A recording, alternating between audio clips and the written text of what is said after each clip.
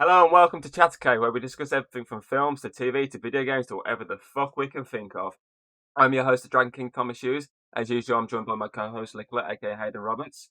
Hey, Whose birthday is today. I'm gonna be 22. Like Taylor Swift song. It's a birthday special, so No shit, that's what I he said. managed to, get a special guest for you. I wonder who it is. That'll be So something really good. I'm going to introduce the last choice of my list of guests. No offense, Oh. Mr. Minigarlicbucket, aka James. Offense Can you got a better taken. one?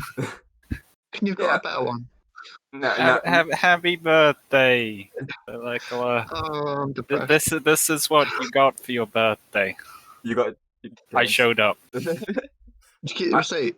I had a list of 3 people. 1 couldn't attend, 2 couldn't attend. So, yeah, here's James. Oh, consolation prize. Here's James. This is your first podcast. So. Hopefully last. Well, it depends every year. Goes with this. And if I require the baseball bat around the back of his head. Don't worry, I am a consummate professional. Since when? Okay, well, I came here to be the comedic value, I guess. Yeah. Oh, yeah, it's a comic relief. That's the word I couldn't think of.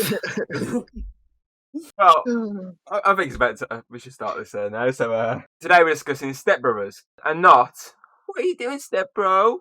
If you're after that, then you're in the wrong place, you perv. Bugger off. It came out before this whole trend, didn't it? Yeah. But actually, don't bugger off because, we need the views. We do. Money. Anywho, we're discussing the movie Step Brothers, which was released in 2008. It was written and directed by Adam McKay, who was... I knew that because I just got the IMDb page up. who was a writer on the first Ant-Man movie, as well as writer and director on the other guys, there's this film, Talladega Nights, and both Anchorman movies, which also starred Will Ferrell. Yeah, Makes both sense. stars and co-wrote this current film. Mm. The movie also stars John C. Reilly, who played Ralph in both Wreck-It Ralph movies. Mhm. He was also one of the stars of the first Guardians of the Galaxy movie. He was also in Kong Skull Island, which is a film we'll be discussing very soon. Yeah, and Vampire Assistant. Who it's Yes, he called. was in that. And these obviously just a few of his many credits. There's fucking loads. As well as these two, the movie also stars Adam Scott, who was in Piranha 3D, Hot Tub Time Machine 2, the Netflix original movie Little Evil, just to name a few of his film credits, as he's also been in many TV shows, his most recent credit being the Twilight Zone reboot. Mm. Quite the portfolios. We also have Richard Jenkins, who was nominated for Best Supporting Actor in Guillermo del Toro's The Shape of the Water. It's a very weird film. Weird. Woman Fucks Fish Man, that weird. Oh, that film. We'll be watching that. Of course. Damn it. As well as these main stars, you also have some famous cameos like Seth Rogen, set and fighting scene, and Ken Jeong, who's obviously in the Hangover movies. The movie focuses on 2 stepbrothers that hate each other but begin to love each other. That's the run-of-the-mill plot with some hiccups along the way. Anyway, yeah, we've at the point. Anyway, I've name dropped enough people, so let's start. So the intro. So the movie joke starts. quote. Yeah, the movie starts by introducing the 4 main characters, obviously by cutting in between each scene. So Will Ferrell's making food while watching yoga on TV. John C. Reilly's playing Guitar Hero. Yeah. Not Cock Hero, Mr. Connor. So this scene is basic, but obviously it shows the character tropes. So obviously laziness. Yeah. He likes his music. Likes to eat. Right, like how I made a note of that they have a bad taste in food, but a good taste in music. Basically, yeah. And he's showing that attitude as well, and how they're very childlike. It's set up that they're still in that idea of like acting like teenagers in a way. Just lazing about, oh, I'm hungry. And the fact that Will Ferrell as soon as his mum walks Bob's out, gone out and a wank. puts his hands down his trousers to masturbate. Basically, every teenage boy reaction. Like what I'm doing right now. James. Oh, God. You said, James, when he finishes, but even you. Gosh. I know. I don't need to finish this review. I'll just do it right during. It keeps my attention span on the review. You're going to get a sexual harassment case at some point in your life. Possibly. Mostly from yourself. Possibly. Oh, there goes yourself. Possibly. Anyway, so Film. Yeah, film. Yeah, film.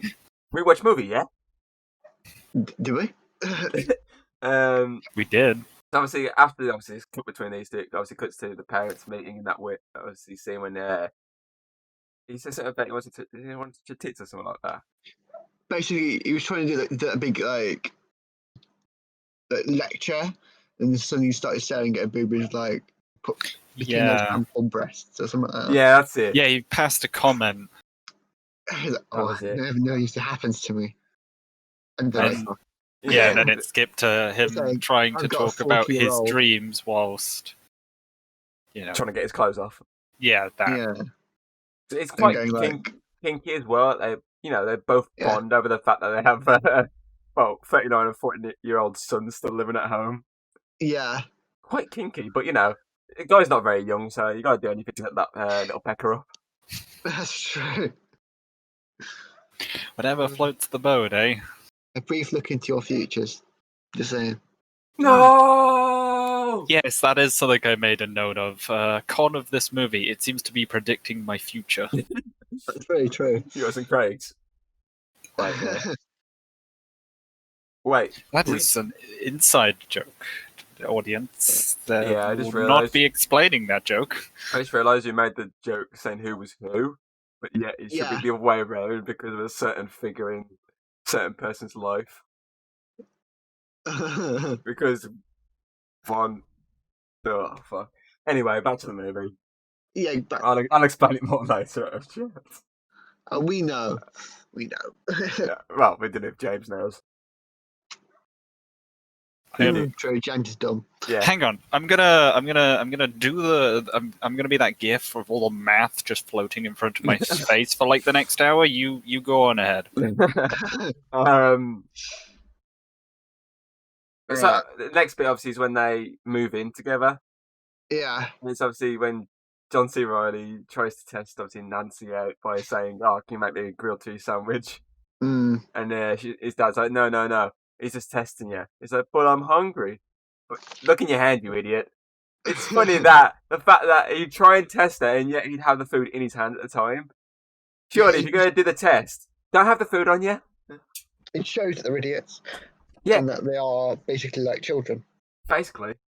And they're always, like, you can tell that the way, like, they don't get the wrong way. They're always strapping, they're having tantrum. They're also quite imaginative with their insults. It's very like what a child with, like a 12-year-old with a mad, like, really good imagination come up with these ridiculous insults. Like, your mom came out of a monkey's ass or something like that. Or James doing shitty jokes. Like, yeah, James was an exception to all children around him. He was 85 when he was 8. He's still thinking maths. He's a little slow. Carry on. 7. Has he got a spreadsheet and a calculator and just going for it? We just teach him like year 6 maths. 2 + 2 is 4 - 1. What was it? What was 3, that Kevin Spacey film where he taught those math kids to do poker? That is a cold case from one of the things he's done to kids. Oh, I know what you're on about. Person. Hold on, I know what you're on about. This is my professionalism. I'll do the searching during. He always does this. I always do it. Well, he's the one who brought it up, so I would never have brought this up. He'll search through these films, all these little information, and he won't edit it out. It'll be there. Yeah, he's got to be raw. This awkward silence, just watching him trying to search up stuff, like, but also trying to hide the fact that he's putting in code. Is it by any chance 21? Might be. Let's search that on IMDb. See, as well. Both looking at it as well. To wait. Yes. Yeah. See? I don't know where I was going with that anymore. It's a math reference. You just wanted to think of Kevin Spacey again, didn't you? Your idol. And look into your distant future. Hey, I really liked him in Call of Duty, okay? I pressed F to pay respects. And then you threw him off the building. Well, I never actually played that one, so... Back to this film? Yeah, back to the Oh, film. yeah, Step Brothers, yep. Away from alleged paedophiles? Why is James? No. He's going for... Oh, wait, sorry, I broke the rules. Fuck's sake. What rules Sorry, now, James. bro? Sorry. Typical. Back to the film? Yeah, so the next scene is the dinner table. First of many dinner table scenes. Oh, God, yeah. It's obviously when you learn more about both characters, like the fact that Will Ferrell can sing. Yeah. And obviously John C. Reilly rips into him with his own dirty, rude song. really rude song. I can't remember off the top of my head. It's his balls, isn't it? Probably, yeah. I don't remember. Which is a bring back to something I didn't mention, which is obviously when they're on the move to the place. Obviously, John C. Reilly's talking to his dad about what happens if he catches him coming out the shower. Yeah. It's like, oh, I've had a bit of the old. What does he say? The old something, and he goes, wants a young steer or something like that. Yeah, some young mate or something. And his dad obviously is on to shut the fuck up. 40 or something. Yeah. That adds into that whole the idea that he's still got that mind of a teenager, because that's what pretty much every teenager thinks is going to happen with stepmom, because they watch so much of the naughty stuff. They all think it's going to happen with, oh no, I'm stuck inside the tumble dryer. I need to get out. Oh, what's that? That's what they all think is going to happen. Of course, they lied to them. Not like simulations, boys. What do you mean it lied? James, You'll go find out.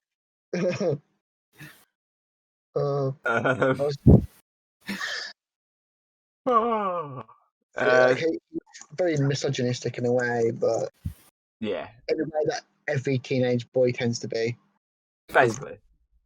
No, exactly. Wait. I was never like that. Sure. Mm-hmm. I wasn't. Joke. Mm-hmm. You're very horny because every fucking boy is. But I was like that, but I mean, I wasn't like that mindset of what you just said. You weren't like Jay from In Between Us. No, not at all. No, that's fair. He wasn't that bad. Very true. It checks out. You still doing your maths? Was I even doing math 4 again? You Okay. said something and I was trying to work it out, but I forgot what you said. Jeez, you can't even remember what happened 10 minutes ago. We should He forgot he was even recording 2 hours after we told him. What? He is too old to abort. A rifle to the back of the head says otherwise. Makes sense. Ooh, are you taking me out back? Yeah, I need you to look at the rabbits. Oh. The rabbits, George. Wrong film. We can talk about that another time. I don't want to talk about that fucking film. We're never touching that film. Or if we do, it's about Hayden. Yeah, because that English ruins all that shit for me. I can't deal with. We can find the James Franco. No flashbacks. We can find the James Franco stage production version. Because he did a version of a stage. I had to analyse that book for 5 years. No more. Anyway, so the next bit is this first bit of foreshadowing when obviously he shows him his room and he walks past. He's like, "Whoa, you see this room?" He's like, "Whoa, you can't come in. My drum set, you can't touch it." Yeah, it's got a very just no square. It's got basically very really ritualistic music in the background every time he looks at the drum set. Yeah, to show that it's calling for him. Exactly. It's only like a brief moment, but you know what it's foreshadowing. Yeah. And obviously, which was beautiful scene. The next bit is the bit when the parents are obviously in bed and it brings the memory of the Set Skull talent show.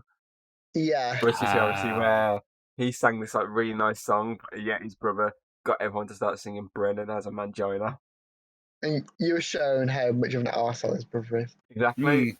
Oh, even his mum joined in at one point. Oh yeah, I remember she said, I must admit even I joined for a little bit. And yet, obviously, his brother somehow managed to win by just lip syncing to Ice Ice Baby. Which, obviously, that's like, that's a good song. To be fair, he did have nice backup dancers. God. Sorry, that's where my eyes were looking during that scene. Who knew that Step Brothers predicted TikTok? Who knew? Wow, it's The Simpsons. Step Brothers is The Simpsons, but after The Simpsons. Yeah, they predicted TikTok and Musically. Wow. And they even predicted it by the fall of Musically and TikTok by doing that shit Sherlock film. I wouldn't say dog shit, but it was not the greatest. So we'd have to talk about at some point. Oh god. Now. Have you even watched it? Actually, I don't think I have. I think I just read everyone's comments on it. Oh, yeah. I know the film you're talking about. No, I haven't seen that. Maybe it's something I'd have to look into watching. Well, I've seen it, but I mean, you lot look into watching. When I say you lot, I mean I put it on for you to watch. You can purchase the bleach for afterwards. For you or me, because I've already seen it. I'm gonna get my arse on this bleaching again. Back to this film, the good one I did. James still trying to figure out what we're on about. Bleach, arsehole, what?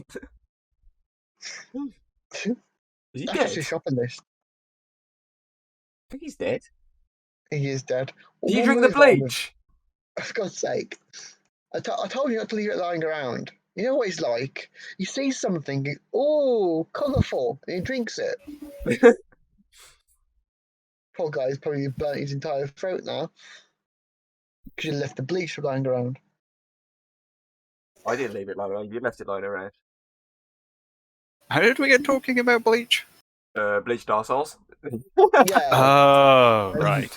Yeah. No, Hayden said she wanted to bleach her eyes, possibly after watching Holmes and Watson. Yeah.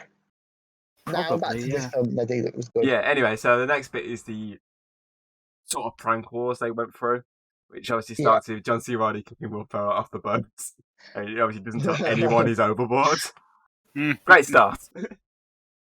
Obviously, he's looking at something on the boat, isn't he? He just comes up behind him and swings across the fucking sail and kicks him off the boat. Yep. Yeah.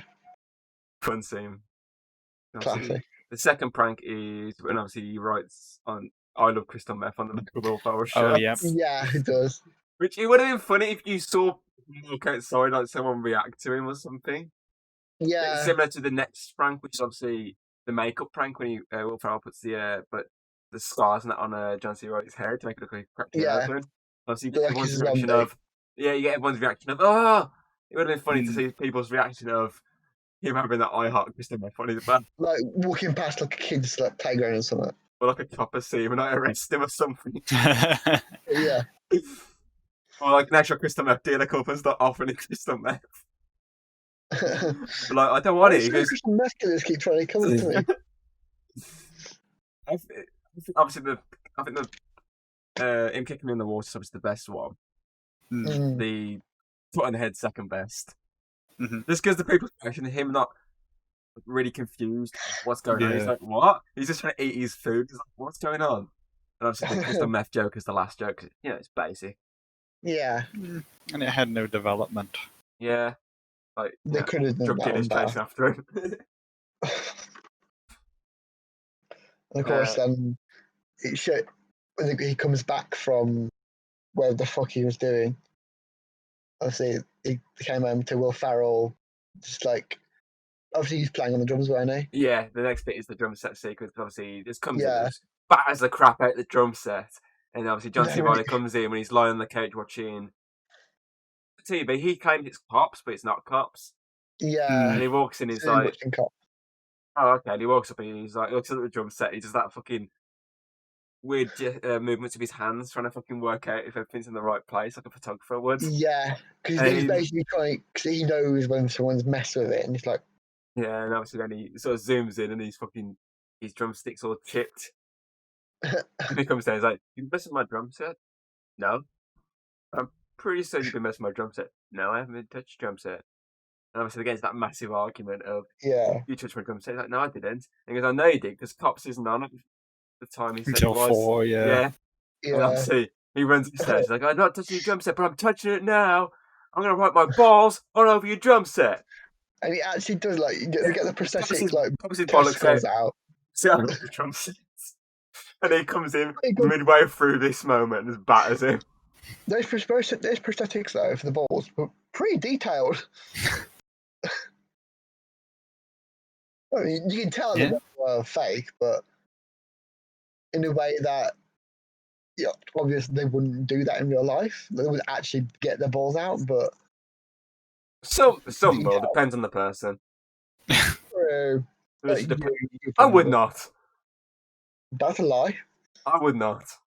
Why'd you keep writing it in your scripts then? You keep telling me to write them in the script.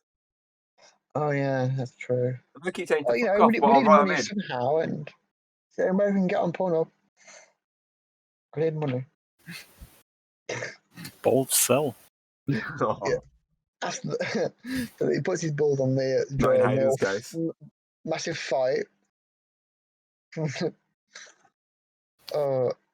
keep hitting each other with stuff, and they see. Is this the one that ends with the golf club and the baseball bat? His dad gets a phone call at work, and it's his wife screaming at them, won't stop fighting, and he comes back and she's got the hose out on them. Yeah. And after they're fighting, Will Ferrell's got a bike in his hands, throwing it at him. They're both at the bat and the freaking golf club. And obviously, Dad comes and tries to stop him, and they sort of push him away. And it ends up, obviously, both impacting the side of their head at the exact same moments and knocking each other out. Where was that sort of? In the background. Classic. It's not my favourite fight scene of the movie. There's another one that comes later that's. Is it by any chance the after credit scene? We'll get into that later. No, actually, it was during the film. We'll get on that scene as well later then. Zombie scene, I'm assuming. Yes. Yeah. Yes, that one. It's just there's some unconventional weapons that just they give me the good feeling. Namely, shovels and frying pans. And obviously, the next sequence on is the sleepwalking. The first of the two sleepwalking scenes. Yeah. Ah, right. It's coincidence that both sleep together. Before that, though, we mentioned that they're going to be getting jobs. Like he said to him, like, you got to get a job because they're saying no more of this, like, accepting this type of behavior because they're both still swearing at each other. Right. Say it's kind to your dad. Fuck you. Yeah. And then they have the sleepwalking thing. Yeah, you are right that he's very convenient. They're both sleepwalkers. And both do weird stuff while sleepwalking. So obviously, Will Ferrell puts the purse in the fridge. Yeah, and obviously, John C. Reilly puts the pillows in the oven. Mm-hmm. Which I assume would probably be more funny if he like end up with a dog in the oven. Because obviously, before you see a blind man. So that dog in the oven. Yeah, I really feel like they could have done more with the blind man and his dog. Dog. We only saw more of the dog. We only saw more of the dog, yeah. The blind man would have been more funny. Because they did a little passover joke saying, "Can I touch your wife's face?" Yeah, sure. And like, don't they use his house in a later scene or like his front yard? For the house selling scenes. Yeah. They could have shown like how they get around the blind guy and using his house for the time they needed it. I thought that would have been pretty funny. Like that horror film, Don't Breathe, what? Oh yeah, the one with the blind guy, Stephen Lang, when he as his hair is broken into by three crooks, and he basically he's a psychopath. He's an fucking soldier. Good film, that is. So it'd be like that, but more comical because comedy. Basically. Plus, it's an extra scene where you get to see one of these two very punchable faces getting beaten up.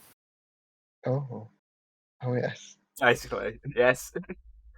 So after the sleepwalking, obviously after the parents obviously find out they both sleepwalking, like, no way. Yeah, you have the brothers intro. It's that Spider-Man scene, isn't it? With the two Spider-Mans just pointing at each other. That's a You Funko stop Pop, that pointing at is. me. It's become a Funko, that has now. Really? They've made a Funko of that scene now. Any scene end up being Funko Popped. It actually is a Funko. No way it is. He's found it.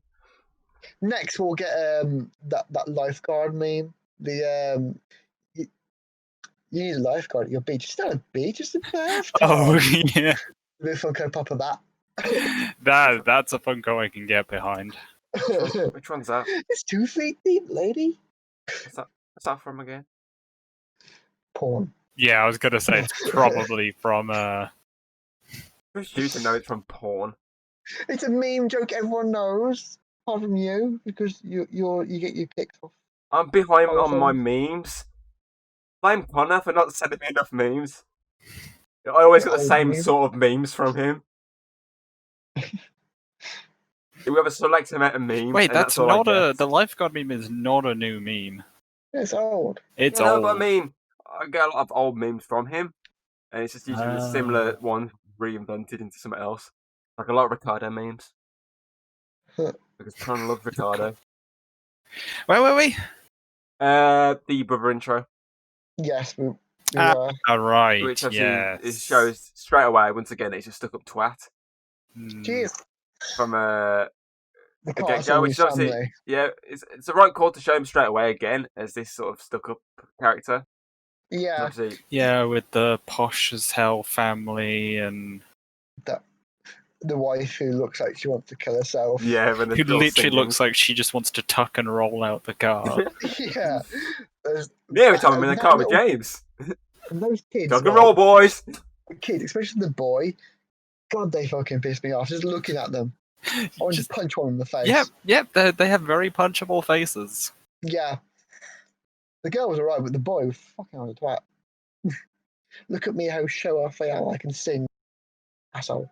Yeah, obviously, they all have their sort of little solo moments, as you say, that one with him looking like an ass. The wife has one, and she does it really bad. He's like, whoa. I spend like $500 or something like that. The vocal lessons for nothing. He's like, I'll take it from here, and he starts doing his version. And next thing they swerve off the road. Swerve the car, shows how he's not paying attention to the road. And have to fucking ducking the next fucking oncoming vehicle. And honestly, I was waiting for Derek to just be like, oh, the nerve of other drivers or something like that. Like passing it off as it wasn't his fault. Because that would seem in character for him. Obviously, they did a funny moment of them all singing Sweet Child of Mine at the end. Yeah. Sweet Child of Mine. Obviously, then it goes to the next dinner scene, which is obviously the second dinner table scene now. Their introduction, basically, to each other. And obviously, where Will Ferrell's hiding in the treehouse. He's hiding in the treehouse with the porno mags. Oh, and you start seeing like the dad become more like. Basically, he's becoming proud of the brother. Like, basically, my son now in a way, because he's just trying to. Kiss ass him basically. By his actual son, that he's seeing this one as like a replacement, which is leads him into a bad path. Basically, obviously, it shows this obviously one who's talking to him is in sort of a kiss ass trying to. Yeah. Basically, kisses obviously stepdad's ass just to get more on his side. Which obviously leads to John C. Reilly basically saying, "Fuck this, I'm out of here." And he obviously goes and finds Will Ferrell reading his poor mags in the treehouse. In the treehouse, yeah. Yeah. And eventually, obviously, he joins him in the treehouse. The brother, doesn't he? Oh yeah, Derek climbs up. And he starts obviously moaning at them both. He's like, "Oh, you want to? What's up with your face, man?" Starts enticing them like you want to punch me in the face. Your eyes. You really want to punch me in the face. He's just like screaming his name, punch me in the fucking face, and fucking John C. Reilly does. And he actually does it. Falls off the ladder, grabs his arm, and starts calling for his mom. Mom! Oh, yeah. Oh, so That was good. Shows that he's still childish as well. Yeah. Like he puts on that act of, I'm a big, cool, money-making person. The fuck he does. This is where they sort of start to bond a lot more now. Yeah. Because they're looking at it, they start mocking him down the floor. Yeah. And they start realizing, hang on a minute, like, I like this, you like this. Did we just become best friends? Oh yeah, we did. Their bonding is over. Oh yes, it's like we just become best friends. Okay, wait. Name your favorite dinosaur. Don't even think about it. Just name your favorite dinosaur. Wait. You're going a bit too far ahead here. Oh, am I? Yes, he's got to start banging that guy's wife first. Oh yeah. Oh no, you are we're correct. connecting that bit. Then we'll go back to him. Oh, okay. Right. Forget I ever said that. Don't forget it. Yeah, don't forget it. We need it in a minute. But obviously, yeah. You see the divide in the car between this couple because obviously they obviously hate each other, and obviously then it goes on, and it's like, oh, you punch him in the face, like yeah, I punched him in the face, and he starts. It's when they're leaving, isn't it? Yeah, it's when they're leaving, and obviously they start getting it on. And he's like, what the hell's going on now? It's funny how he consumes all of this adult content, yet when it's right up in front of his face, literally saying, "Here I am, have it." He has absolutely no idea what to do or what's going on. Yes. Another thing I think we mentioned was that the asshole brother, this is actually where he puts into motion of them all moving out. Yeah. He's like, right. Live your dream. This idea I can help you do it. Like, if you sell this, then you get quite a lot of money. Because the stepdad character hadn't mentioned his dream of going around the world on the boat in the past 10 minutes. Yeah. Who needs to? Only everything he's got. So now, James, you've got a useless son. You're going to keep mentioning your hot dream, aren't you? So now, James, can we turn to the bonding scene? Oh, right, yes. So, so it's like when they're talking about, it's like, did we just become best friends? And it's like, oh, okay, wait. Name your. I'm getting a sense of deja vu right now. You said it, mate. Favorite dinosaur, Velociraptor. Both sayings. Favorite non-pornographic magazine to masturbate to. Obviously. Oh yeah, what was it? Some kind of like homing magazine, probably. Yeah. Hang on while Tom watches the entire movie. No, I haven't seen if I wrote it down in my notes. I don't think I did. I didn't know. I got a favourite point. No, I didn't write it down. No. But we know they bond over each other. Like, they're both like, they realise they're both pretty much exactly the same. So we all knew from the start, really. Oh, yes. But it's their time that and just realised that they're both the same. And it's a lot like how kids become friends anyways. They're pretty much just like, wait, you like this, I like this, we're best friends now. Yeah, and obviously then... That simple. He's like, I want to show you ruin something. Their lives. Comes to the bit, he's like, I want to show you something here. And he's like, pull the katana out. And he's like, see that there? That signature? He goes, who is it? It's very recognisable. Who is it? It's Randy Jackson from American Idol. Why'd you have Randy Jackson's signature on a blade? Oh, it's the only thing I had on me. But one, like, of all the people that have on the fucking katana, you'd think it would be like Bruce Lee or some kind of like kung fu like actor, but no, it's some random guy from American Idol. And why the fuck were you carrying a katana to meet the guy from American Idol? Yeah, and then it was the night vision goggles. Oh, the night vision goggles. FYI, you just saying if something like Bruce Lee. Bruce Lee would have been dead by the time this film would have been set. Well, he died in the 70s. I don't know. Maybe they found a hot tub. Go back in time. Okay, I don't know. Hot tub time machine. Yeah, that might have happened. We don't know, do we? God. But yeah, night vision goggles. They're not very, what's the word I'm after? As you said, they're not very noticeable, that's it. Yeah. Oh yeah, how they comment. It's like, dude, you can't even like notice them on your face. You know, the big fucking bulky night vision goggles. With like the little caps like swigging around, Yeah. like knocking into each other. And obviously, And of course, when he turns the the light on, lights like, on. oh fuck! Obviously, you sort of blinds him for a second. Which that's what happens. You must have that next moment then when they go and sort of measure each other's dick sizes, and Yeah. they're like, yeah! That was good. The tape measures are so small. But they're both happy because they're both the same. Yeah, it's like, oh gosh, same size. And also they're into the what are the parents' room. chances? Oh yeah. And they're like, oh, can we We'll build make bunk bunk beds? What? We want to build bunk beds. We worked it out. We build a bunk bed, we've got so much more space for recreational activities. I love the idea. After a whole load of they're their both recreational activities. Yeah. He's like, they're both adults. It's like, well, so is that a yes or no? Then put it where you understand. I don't give a shit. I don't give a fuck, he says. Yeah. Semantics, okay? He swore at them. So Yeah, he's like, I don't give a fuck. And he's like, so... And it takes the mom to say yes. And it shows that, like, the dad's obviously he's given up on them. He doesn't Basically, he gave up on as soon as he met them. Anymore. Whereas the mum's still holding on to Her son. what they're like and knows they need to be treated a little bit differently because they're a bit slow. Basically. And obviously they start building the bunk beds. And it's like the shoddiest bit of DIY you could ever see. And I should know, I've built a lot of stuff over the years. And I think it's amazing. They're like, it's like it comes out of the box. It's amazing. Obviously, Will Ferrell gets on the bottom bunk, and they start singing. You know what's going to happen when he does that. What song they're singing? Yeah. It's easily foreseeable. But you missed the power tool joke. Oh yeah, personally, like. And also when power tools. When the mom asks if power tools, I'm brushing my teeth. That's not your toothbrush. What? It's okay. I'm done now. And asking if they have any form of carpentry skills. Oh yeah, like, none whatsoever. Yours? No, not at all.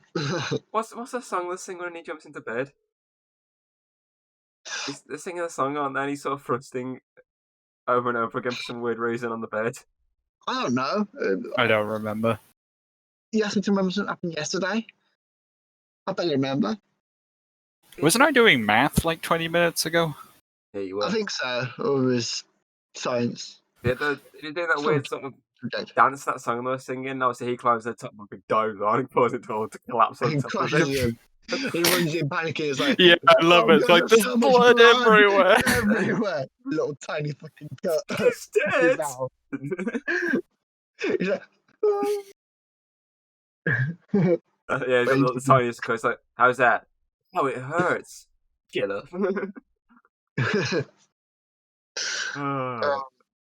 That's funny, man. When they're like, oh, why do we ever decide to do bunk beds? It's such a stupid idea. You should have Nels do it and just like, sure, what you decided to do it. And obviously the next bit after this, something following Darren's the job interviews.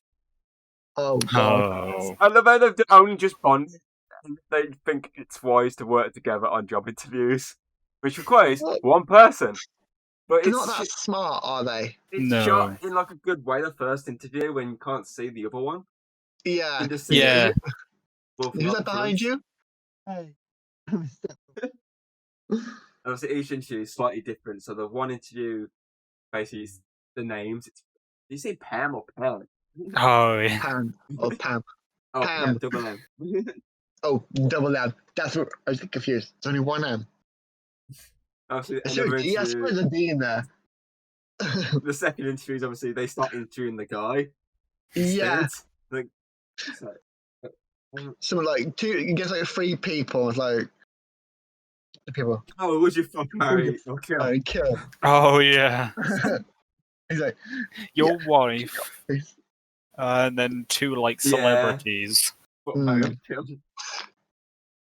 And obviously, then it goes to the second cameo from Seth Rogen in that longest fart ever joke. Yeah. Yeah, fart joke. It was a fart joke. It's funny because obviously he likes him at first. He's like, "Oh, I find that you wearing the tuxedos is pretty hilarious." It's like ironic. It's like, you're pretty good. That's him. As long as you're not you start today. Thank you. We have to do it. And then to me. And it just keeps going. Did you just fart? No. I can taste it. Is that like a eggs? So it's onion and ketchup. I love when it's brought back up later on. It's like, did you need to do it? I thought it could be silent. I thought it could be silent. It's so, it was silent. It was fucking loud as hell. It so reminds me of the Scooby-Doo part jokes. You know, it makes everyone laugh. Makes the scene 10 times better. Yeah. Especially when he's then like, actually, I don't like you, Pixie. I hate them. Get out. He makes like no, thinking about these dirty two is a bit weird. Obviously, gets rid of them. Fires on the same day, fires up. Obviously, then they sort of leave the interviews and they're good to go home. It's like, what time is it? 4 o'clock. No. Let's go this way. That's like a 45-minute walk. Let's go this way. He's like, the kid bullies. It's like some guy bullies me down here. And you obviously think it's a grown-up man. And as soon as you get there, it's gang of kids. Makes sense, really. Kids are assholes. They obviously then ridicule both. Like, no, is it your boyfriend? But actually, no. Butt buddy. Yeah, that's butt buddy. You should probably have a name. If you're referring to me, yeah. Butt buddy have a name. And obviously then he starts to start battering them. And like, using every sort of equipment in the park. Yeah. This is that group of kids beating up 2 40-ish-year-old blokes. Yeah. Making them lick dog quite dog shit. The seesaw was my favourite. Oh yeah, you're going up and down on top of it. I love this joke, man. It's not as good as the one that comes later on, but it's good. Oh yeah, definitely. And obviously then they go home and start crying. Related to Nancy. Getting bullied. Yeah, by the dad. And of course, don't go that way. Just don't go that way again. It's like a pretty good little reference to the fact that they are still like children, that even kids themselves see that and will pick on them for it because they know, well, the fact they look like adults, they're not going to do anything because they're easily intimidated. Exactly. Obviously, the next bit is how you say dress up scene, as we mentioned earlier. Oh god. When they're like, oh yeah, we're selling the house, and like, okay, we need to stop this from happening. Yeah. And obviously they're like, how do we do this? And it cuts to obviously him bringing the first couple in. They're like, it's a great neighbourhood. There it is. And there he is. Hey neighbour. And he turns around. Wolf's just like, hey, Nazi officer uniform. Yes. Mm-hmm. Like, welcome to the neighbourhood. If you ever need fertiliser, I've got plenty. Yeah. Basically saying, like, I can make a fertiliser if I need to. Pretty much just saying that. Then you hear Tunsi shout over, and he turns around, there's a KKK guy standing in the lawn. But like it shows him first, doesn't it? Before he calls over, he's like cutting a bush or something. Yeah. Yeah. Hey. It's just funny just to see the outfit just appear. See, it's like, that's a good transition from a Nazi officer uniform to a Ku Klux Klan members. Basically saying, like, this neighborhood's racist. Mm-hmm. It's a very dark joke, but still funny enough. Yeah. And you don't expect it. You think they maybe like try and cause like anything else to stop him from buying the house. You don't expect him to be turned up. Yeah, you expect him to be turned up in a fucking Nazi officer and a KKK uniform. Obviously, the next scene is the first of many therapy scenes because I've been told to go to therapy. Before that, they do more like dress up, don't they? No, There's a second. No. Is that not yet? No, it's after this bit. It cuts to them having therapy first, then it cuts back. They cut it in between. So the therapy. Oh yeah, because when when the stepdad announces that they're selling the house, like earlier in the film, he says you're getting jobs and you're going to therapy. Yeah.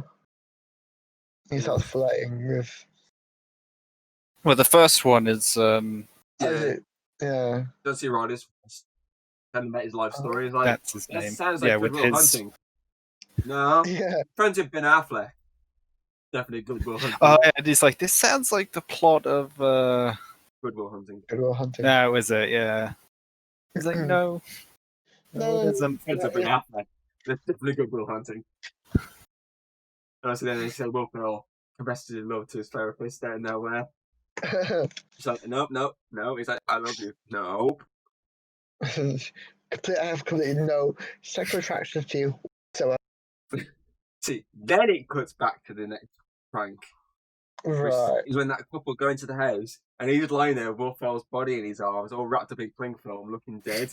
He's like, just died last night. Like, oh my god, it's a dead body. Vultures. It's a dead body, I've seen too much. And obviously they run off. He's like, hey Darren, fuck you.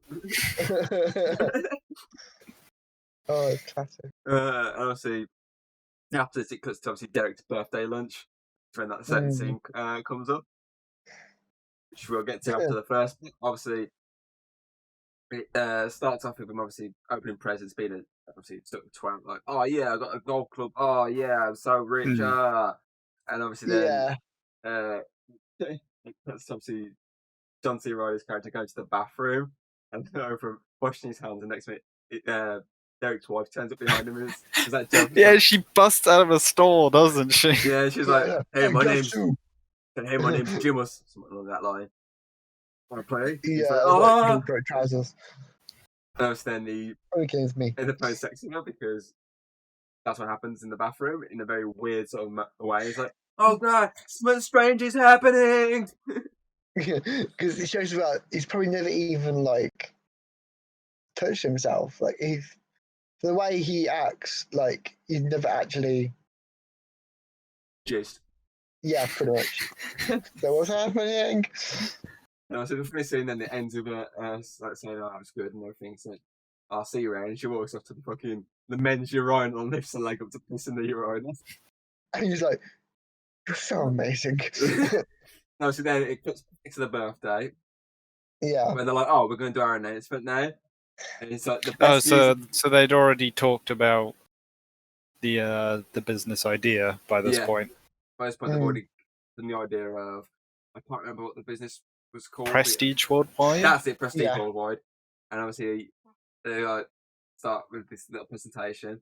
And it's like, oh, should we shut it down? And he's like, no, let's see what happens here. And it starts coming on next to it. It starts talking like through images, and it cuts to obviously the music video, which is obviously the best music video of 2008. Oh, yes, definitely. Boats and hoes! Boats and hoes! Gotta get me some boats and hoes. I love it in this song when they say something in the song. And then his mum's like, it's really offensive. But it's a good. So then, for this, you get, obviously they've did this down, they know what's going to happen. And yet they still left in the bit when they smacked up the boat at the end. Oh, yeah. Yeah, when he's like, wait, who's driving the boat? Yeah. You're not Dad. You made the best part. Yeah, it smashes up. It's still like expected to be liked by the dad if it's destroyed his boat.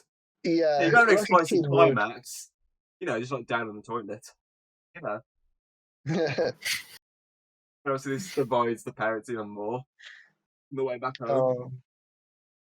Yeah, and like you see, I think this is well. You start seeing a parallel between like the mom and like Derek's wife. How like they're both sort of in a relationship where the male is quite controlling in a way, but like I think obviously with the mom and dad, it's more of a realistic take where it's not as toxic, but it's still there. Whereas Derek and it's Denise, I think. Somewhat along that line. Yeah, them two basically is so bad that he has to deal with it by screwing Dale. Close enough. I love it when they're on the ride home though, and yet he's still like, so, can we get the money? Yeah, I see Dad getting really he pissed tries off. to kill it. He's like, yeah. Yeah, he's just trying to kill him. That's it. He's like, I'm going to kill him. And then it goes, that when he cuts to the house, and and they're in the like. he starts arguing with him. He's like, I'm going to get on back. And then Will Ferrell stands up. He's like, you come down here, right? It's both chests. And he comes down and spanks him on the arse. Oh, God, yeah. Oh, yeah. First time It causes more of a divide, even more. Yeah. That he's splitting up the marriage, really. Mm. And that is a more of a realistic way of doing it. That they've done it, whereas, like I said, with Derek and Alice. they weren't exactly healthy. Well, he looked healthy when he was saying, "Oh, look how ripped I am." I meant like mentally healthy, the relationship, not his physicality. So obviously after the spanking, the Christmas moment, and like, oh, can we open a present? What? Yeah. And then Dad's like, I'm going to the Cheesecake Factory. Oh, Merry Christmas. He walks off. He comes back drunk, which leads to the second sleepwalking scene, which I didn't note down because I set this to walk into my room, so I didn't get a chance to write it down. So if anyone wrote any notes on that scene, speak about it. I didn't, but I obviously talked more about that scene. It's basically the massive that is the divide where she's saying to him, don't wake him up, he's a sleepwalker. If you're not supposed to wake up a sleepwalker, he's like, I don't give a shit anymore. No matter what happens to them, he just wants his peace and quiet because he's had his enough with them. Yeah, it's really obvious now. The marriage is like falling apart because, as he said, after coming home from the from his drink, he said that was the happiest he'd been in months. Which is sad for him because I know, right? Alcohol's toxic, and he's with how frustrated he's getting at Brennan and Dell, who are sleepwalking and throwing presents all on them as they're in bed. And he's just like, just gonna wake them up. I'm gonna do it. Yeah, despite the fact that they were saying like they could hurt themselves or someone else. Give a shit anymore. And they start screaming and screaming. He pushed him down the stairs, doesn't he? Yep, throws him down the stairs. The last time I watched it before, not from this time, because as I said, I was not even watching at that point. I got distracted. And she was like saying, "I told you." And then saying like, "We're getting a divorce." Obviously, the next bit is the stepbrothers breaking up. Yeah, because they keep blaming each other. Cause like,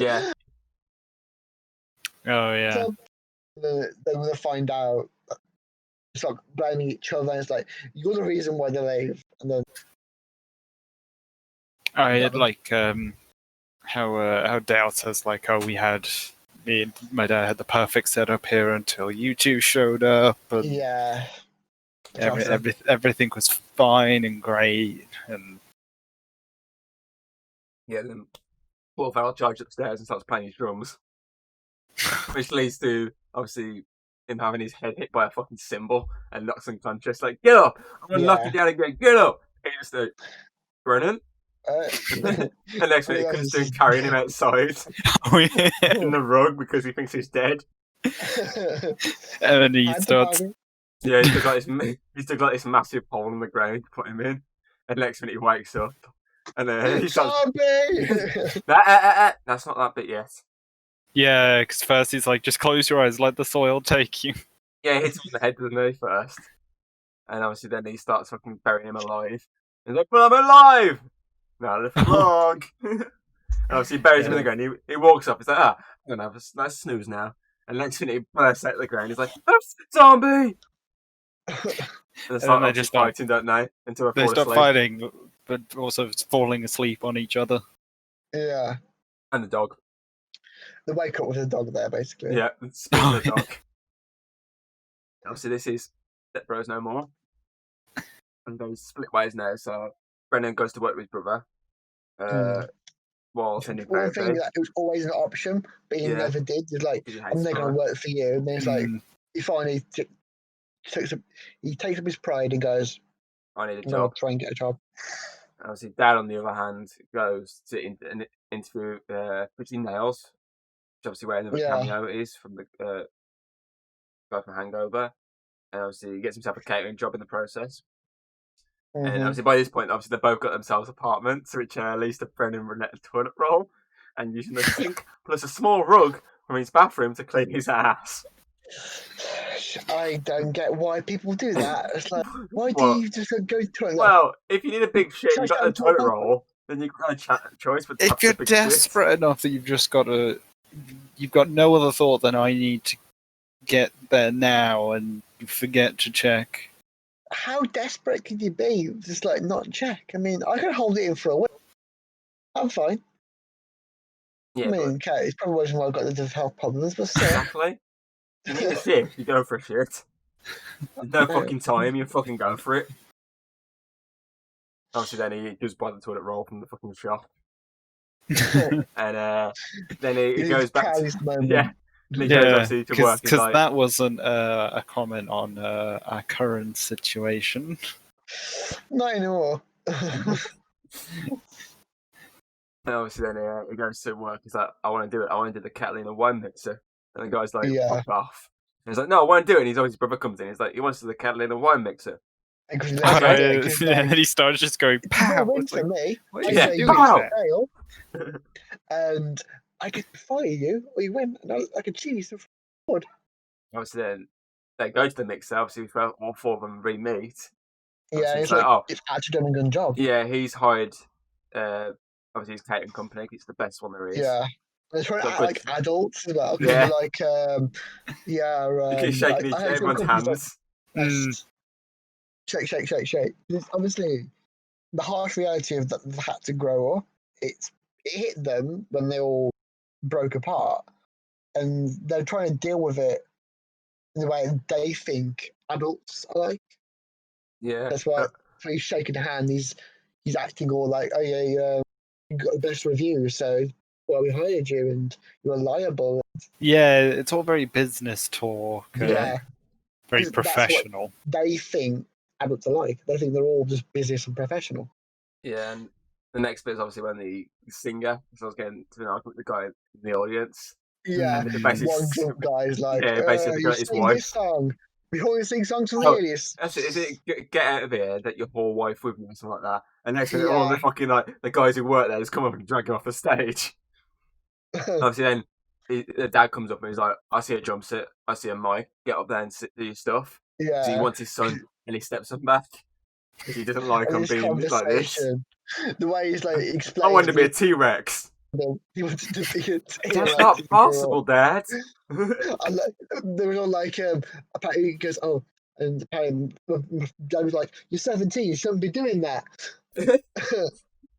He's like, I don't give it. I lost it. I can't do it anymore. He keeps trying to like do the hand, the raw. It's like, can't do it anymore. Don't lose your dinosaur.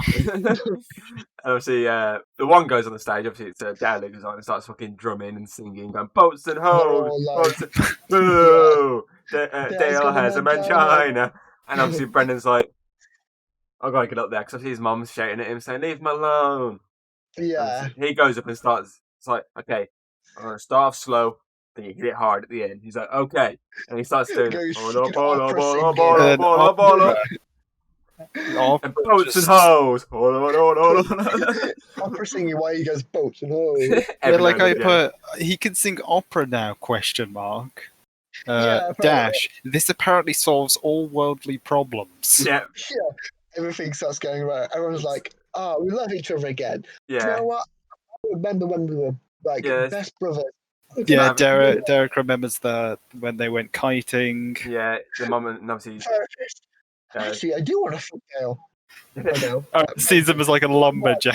Yeah. I want to fuck Brendan. Yeah, obviously got the mum and dad obviously remember him and they met each other. Obviously you say lumberjack could go down. Dale as a fucking centaur. Oh yeah, in the woods for Alice. Yeah. obviously, it ends with obviously everything good, and Derek's like trying to be like, yeah, he's like hugging him and everything because everyone's like, oh, it's a Catalina glass smashing joke. Yeah, that's it. The helicopter Opera... blows up. And he's like, oh, it's the fucking Catalina wine mixer, and everyone says it. Everyone says it a lot. It's the Catalina wine mixer. Yeah, and obviously, Is it? Where's it go? Everyone sort of befriended each other again there. Because obviously, opera solves all worldly problems. Obviously, Brennan. When you've got a neat-ass drum beat with it for some... Exactly. Why you have to then? James, you want to sing opera. Time to get a drum kit out. We'll solve the coronavirus. I have a drum kit. We'll get one. Do you want the world to end because of the coronavirus? If not, fine, I'm going to the shops. You get one. And we can solve the world problems. We can, like, I don't know, get money, whatever people do for solving problems. Yeah, and obviously, Brendan obviously introduced the therapist to his family. He's like, oh, it's my girlfriend. She's like, I'm not his girlfriend, I'm his therapist. I'm only here because he said he's going to throw himself into a shark-infested water. It's like, oh, I was wondering why she showed up. So wait, why are they just throwing the therapist back? It's like, oh, he threatened to commit. Okay. Mom's like, oh, don't want to show yourself as legal. And he's like you're making him want to do this. You're an enabler. Oh yeah, she's just like, yeah, you're clearly a problem. And it cuts to obviously Dale and talking to Derek's wife. And he's like, oh, we can't be together anymore. He's like, oh, yeah, okay, yeah, I'm a mother, I'm a wife. And he's like, oh yeah, he starts like crying and everything. And he's like, oh, look, a whale, where? And he runs away as quick as he can. It's like, no. A new way of showing he still acts like a kid. Yeah, he's out like an adult, but yeah, because they were talking to each other before, like when they stopped talking to their parents, and it was before the song, and they kind of just come to like, dude, this isn't us. And it was, I believe it was Dale who said, like, dude, I had to get up at like 10 a.m. this morning. Yeah, that was it. But to them, that's early. Yeah. That is horrifically early. They're like, we can't do this anymore. And then that's where they remember like Prestige Worldwide and the chance to perform. And then opera just fixes everything. And then I fix everything and make your therapist think about fucking you. Very nice looking therapist. The next bit is obviously cuts to the sort of Christmas, like so many months later. Yeah. And so obviously revealed that Dan and Brendan started a karaoke bar, which is like really successful there. Yeah. And obviously Dad's like, oh, I've got a present for you. Come on outside. And he takes him outside and the fucking boat's in the tree house. He's like, oh, you put the boat in the tree! And then like kids as well. Yeah. Guys, back a mask. I don't care that mine's not movie quality. Yeah, he dive in and obviously he pulls out pirate hats. Pulls out poor mags, pulls out crossbows. He's like, oh, you finally did it, Dad. And as he said, then they play at Chewbacca massive, one being like really furry and movie like, and the one being like this shitty costume. He's like, oh, I don't care that it's not movie quality, it's okay. But don't Derek's kids also climb up there, and eventually like Derek does as well. He's like, oh, cool. And it's the crossbows, I think that gets him. He's like, oh, sweet, and he runs up as well. The therapist is like saying like, no, this is really messed up. But it's like, but you know, it looks quite hot. No, pirate hat. He's rocking that pirate hat. And literally, following that comment about Chewbacca, that's literally where it ends. Yeah. And then you get the after credit scene, which is the kids at the Oh yes. No, I take back that comment about the shovel. You're correct. This is what I was trying to do the math on. I think this is the best fight scene. Yeah, the kids at the park. Helicopter turns up. They're like, oh look. It's Dale and his. They're all like they all get interested, obviously, because a helicopter's landing in the middle of a green grass park, and they'll just fucking. And they see them too. It's like, let's go get them. We're gonna kick your ass, and obviously they all charge at each other and let's dive into them.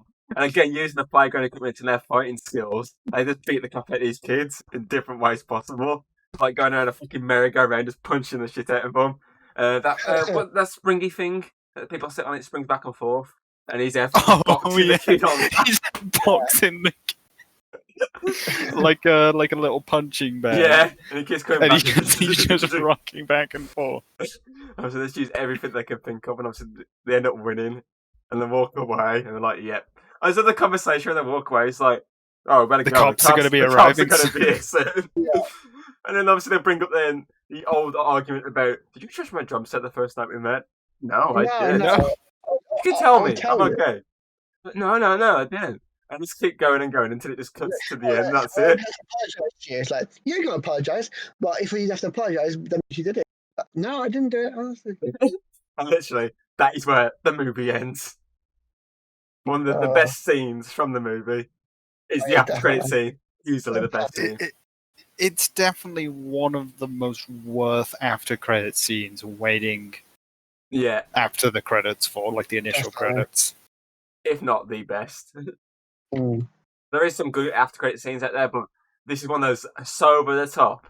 It's got to be right up there. Definitely, yeah. I mean, it rivals like Deadpool and Spider-Man: Homecoming. You know, the very end one with that, It's probably top 5 material for after credit scenes. You're on about the Captain America one, aren't you? Yes, I am. That really shit after credit scene. I love that. Because everyone's there waiting, like, oh, it was so good. It's like, hey, so you waiting for it? That's Deadpool ripped into that with the yeah, as well. in Hey, his what are you bathrobe. still doing here? Did Harley Quinn do one as well in the Birds of Prey? Yeah, right at the end, she says, "Okay, Yeah. I got a secret for you. Secret Man's actually," and it cuts right at the end. Yeah. But yeah, I think that's so. I think it's time for the overall. That's correct. Get things started. So for me, this movie is probably one of the best of Will Ferrell's career. Oh yeah, definitely. But I'm going to say it's my second favourite Mm. for me, behind the other guys. Is that movie so freaking hilarious? We're definitely going to have to do that at some point, and we'll definitely bring you back for that one, James. So sum it up, fun movie, good plot, great acting, great childhood movie for me.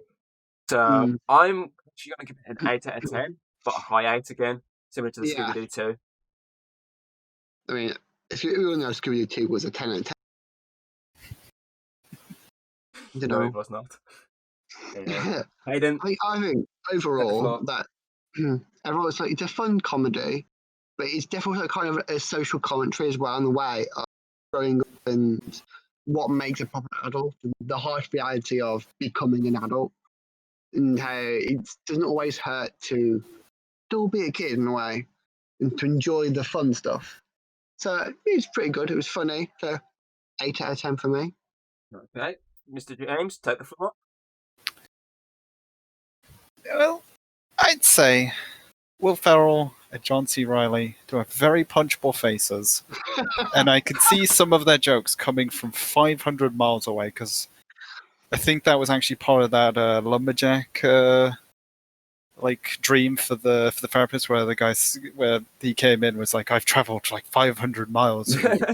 But they are funny, and my face is also stupid and very punchable, so I can't really say anything on other people's faces. If we're going on an IGN rating system, this would probably be like a 9.9 out of 10. IGN. For me, the professional movie reviewer, this is the first time he's ever doing it. This is my debut. Hello, I am the professional here. I'm giving it a 7 out of 10. Okay. Decent rate. So, in the chat cave overall, because we both gave it an 8, I'll do a higher than I usually would. It usually be a 7.5. But because two of us gave it an 8, I'd say about a 7.7. Okay. So, that acceptable there, Hayden? Yes, I agree. Chat cave overall rating for this movie is 7.7, which means it places in 5th place between Bait 3D and Jaws 2. That's pretty good. I think that's a decent place for it to go. Yeah. So my question for you today, Hayden, nothing related to this movie. Since it's a birthday one, I want to ask you, if there's no lockdown right now, how would you be celebrating your birthday? Go out fucking clubbing, get pissed, and forget the night. That's how I'd do it. I'd get all of you. Literally, I want to get you and James, sit you down, get you piss drunk, and see what happens when. Because I imagine you two would be fucking mental, and that's how I do it. Are you as scared as me now, James? Yep. That's good, you should be. I'm very terrified of Hayden. I'm gonna spike your coke. Ever since you said in that one group chats, like, oh, it'll be like a science experiment, seeing It will. all of these non-drinkers getting drunk. I just imagine us just ending up in like a aperture science lab, and we're just fed alcohol until we're drunk, and then you just start like writing down from your little observation room the results of what we end up doing. No. I'm glad I started getting mental. I imagine it as it'd be like they'd like build this bar scene area, like an entire room. This is a bar. They'll make it from scratch. There'd be an observation point at the top, and this bar would also be part of like many other rooms. That'd be like a massive maze. So they'll spike us in the one room, open the door, and we'll just get lost in this maze as they observe us from above, marking down. I was hoping it would end like Sharknado, where I get to pick up the bar stool. Oh, yeah, you can probably pick up the bar stool and run through. But each room is like designed after like different steps you probably take after leaving a bar. So maybe go to another bar, trying to get a ride home, trying to get home. Like, it will start in a recreation of Weatherspoons. The day after. Then it'll go to a club where you all get like touched up. And then it'll go to you walking, a little recreation of walking out of the club and going to a kebab shop. Then a recreation of waiting for a taxi. If you end up in the police station, you lose. Yes. Oh, that's true, yes. In a room that's a police station design, if you end up in there, you've lost the simulation. Yes, you do, and you get shot in the back. It ends, you sleep the night in there, and then the next day they phone up your parents, they have to come collect you. Yeah, they put you in another room, which is meant to be like a day after room. Yes. You gotta survive the next day through many other rooms, so what you usually do the following day. See how you react. Yeah, they have like test dummy copies of your parents come get you out of their jail cell, and then they start like telling you how disappointed they are in you, and you're grounded for a week, and no TV.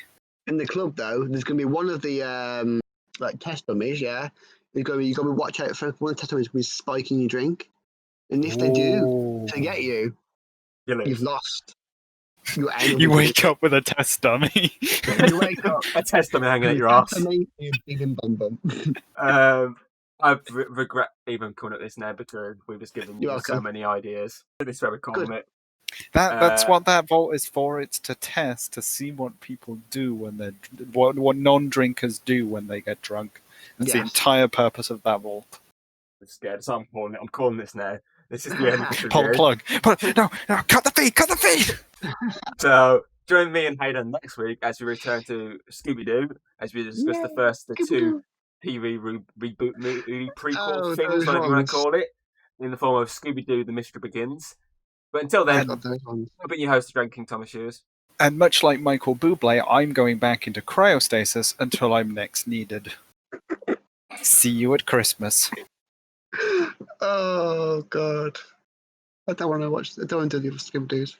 Well, you're doing them, so this has been Chatter Cave. Wait, what are you doing, step bro? Zip. Ah! Ah! Ah! Ah! Ah!